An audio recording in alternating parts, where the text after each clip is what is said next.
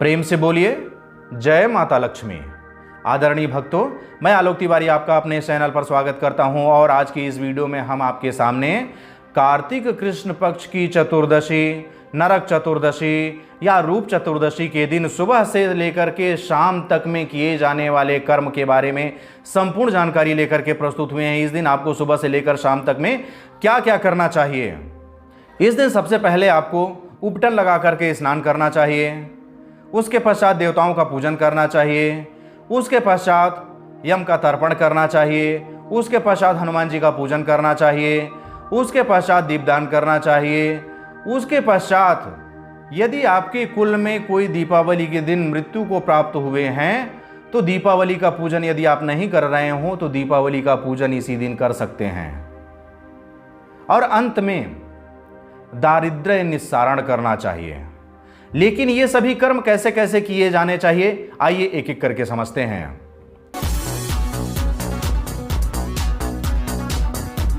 इस दिन का प्रथम कर्म होता है उबटन से स्नान करना। जैसा कि आपको ज्ञात है कि इस त्योहार का नाम नरक चतुर्दशी और रूप चतुर्दशी दोनों हैं। रूप चतुर्दशी अर्थात रूप को निखारने वाला। रूप को कैसे निखारेंगे? उबटन से स्नान करके। तो आपको उबटन से स्नान करना चाहिए। इस दिन सूर्योदय से पहले उठकर उबटन और तेल लगा करके स्नान करना चाहिए। ऐसी मान्यता है कि इस दिन तेल और उबटन से स्नान करने से यमलोक का दर्शन नहीं होता है, क्योंकि तेल में लक्ष्मी जी और संपूर्ण जल में, पृथ्वी पर जितना भी जल है उस दिन संपूर्ण जल में गंगा जी का वास होता है। तैले लक्ष्मीर्जले गंगा दीपावल्या चतुर्दशीं प्रातः स्नानं तो यः कुर्यात् यमलोकं न पश्यति। स्नान के बाद अपामार्ग अर्थात चिड़चिड़ा का पौधा आप पहचानते होंगे, ये स्क्रीन पर आपके दिखाई दे रहा है। चिड़चिड़ा का पौधा लेकर के अपने सिर से घुमा करके इसे फेंक देना चाहिए। सीतालोष्ट समायुक्तं संकट कदलान्वितं हर पापम अपामार्ग भ्राम्यमाणः पुनः पुनः। पुराणों में ऐसी मान्यता है कि ऐसा करने से अर्थात अपामार्ग या चिड़चिड़ा को स्नान के बाद 7 बार सिर से घुमा करके फेंक देने से समस्त पाप दूर हो जाते हैं। स्नान के उपरांत द्वितीय कर्म होता है देव पूजन। देव पूजन में आपको अतिरिक्त कुछ नहीं करना है। आप नित्य पूजन जो कर रहे हैं वही देव पूजन है, वही करिए। उसके बाद तीसरा कर्म होता है यम तर्पण। वर्तमान में अभी यम तर्पण कोई नहीं करना चाहता, लेकिन यम तर्पण करना चाहिए। यदि आप यह वीडियो देख रहे हैं तो यम तर्पण अवश्य कीजिएगा। यम तर्पण कैसे किया जाता है? सफेद और काले तिल दोनों को मिश्रित कर दीजिए और जल ले लीजिए। स्नान के उपरांत जब आप देव पूजन कर रहे होते हैं उस समय स्वच्छ वस्त्र धारण करेंगे ही। उसी वस्त्र को धारण किए कि आपको यम का तर्पण करना है। यदि आप जनेऊ धारण किए हैं तो जनेऊ को कंठी की तरह पहन लीजिए। उसके बाद आप यम का तर्पण कीजिए। तर्पण के समय काला और सफेद तिल जो आप मिश्रित करके रखे हैं उसे आप हाथ में लीजिए, हाथ में जल लीजिए और यम के 14 मंत्र हैं। प्रत्येक मंत्र को पढ़ते हुए प्रत्येक मंत्र के बाद तिल और जल छोड़ते जाइए, यही तर्पण होता है। आइए 14 मंत्र हम आपको बता देते हैं।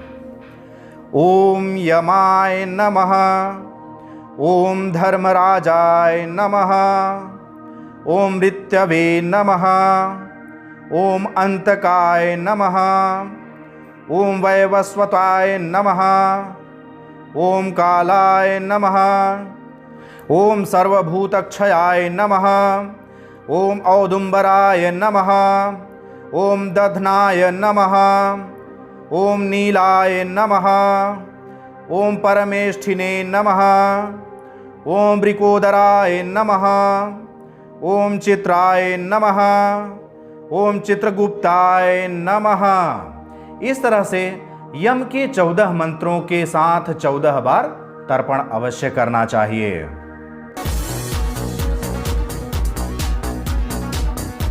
यम तर्पण के बाद का कर्म होता है हनुमान जी का पूजन। इस दिन हनुमान जी की जयंती मनाई जाती है। ऐसी मान्यता है कि इस दिन हनुमान जी का जन्म हुआ था, लेकिन अलग अलग क्षेत्रों में मतभेद भी है। कुछ क्षेत्रों में हनुमान जी का जन्म चैत्र के पूर्णिमा को मनाया जाता है, चैत्र की पूर्णिमा को जन्म माना जाता है। कुछ क्षेत्रों में कार्तिक कृष्ण पक्ष की चतुर्दशी को हनुमान जी का जन्म माना जाता है और इस दिन हनुमान जी की जयंती मनाई जाती है। आपके क्षेत्र में जैसा भी हो आप मना सकते हैं, लेकिन आप दोनों दिन हनुमान जी की जयंती मना सकते हैं। इसके पीछे का भी एक तथ्य मैं आपको बता देता हूं। चैत्र की पूर्णिमा को हनुमान जी का जन्म हुआ था और कार्तिक कृष्ण पक्ष की चतुर्दशी के दिन हनुमान जी ने माता सीता को सिंदूर लगाते हुए देखा और अपने पूरे शरीर में सिंदूर लगा लिए थे। तब माता सीता ने उन्हें अखंड आशीर्वाद दिया था। तब से यह दिन हनुमान जी की जयंती के रूप में प्रसिद्ध होने लगा। इन दोनों तथ्यों के आधार पर भी आप हनुमान जयंती मना सकते हैं, हनुमान जी का पूजन आराधना कर सकते हैं। हनुमान जी के पूजन के बाद का कर्म होता है संध्या काल अर्थात प्रदोष काल में दीपदान करना। दीपदान प्रदोष काल में किया जाता है अर्थात संध्याकालीन बेला पर किया जाता है। नरक चतुर्दशी पर यम के निमित्त दीपदान करने का निर्देश पुराणों में भी प्राप्त होता है। भविष्य पुराण के अनुसार प्रदोष काल में ब्रह्मा विष्णु और शिव जी के मंदिरों में, मठों में, अस्त्रागारों में, सभा भवनों में, नदियों में, भवनों में, उद्यानों में, कूपों में, राजपथों में, घुड़शालों में, गजशालाओं में सब जगह दीपदान करना चाहिए। कृत चंद्रिका में यह भी वर्णित है कि यमराज को संतुष्ट करने के लिए तिल के तेल का 14 दीपक प्रज्वलित करके उसका पूजन करके उपयुक्त स्थान पर रख देना चाहिए। जब आप 14 दीप प्रज्वलित करके दीपदान कर रहे होते हैं उस समय के लिए मंत्र है यम मार्ग अंधकार निवारणार्थे चतुर्दश दीपानाम दानम करेशे। ऐसा दीपदान करने से व्यक्ति के यम का मार्ग अंधकार से मुक्त हो जाता है, ऐसा व्रतराज में कहा गया है। सनत कुमार संहिता के अनुसार कार्तिक कृष्ण पक्ष चतुर्दशी को सायंकाल दीपदान करने से नरक में पड़े हुए पितरों को भी स्वर्ग की प्राप्ति हो जाती है।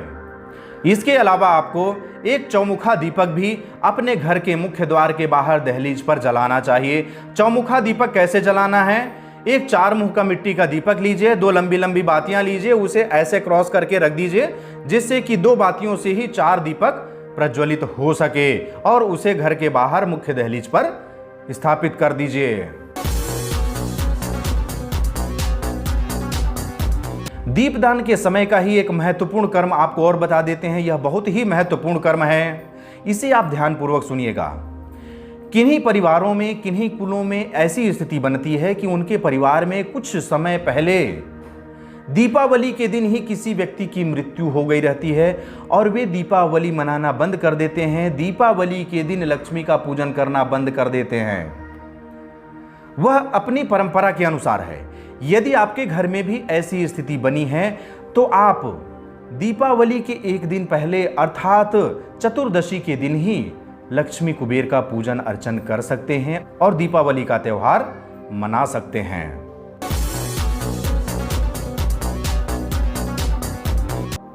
इस दिन का अंतिम कर्म होता है दारिद्र्य निस्सारण कर्म।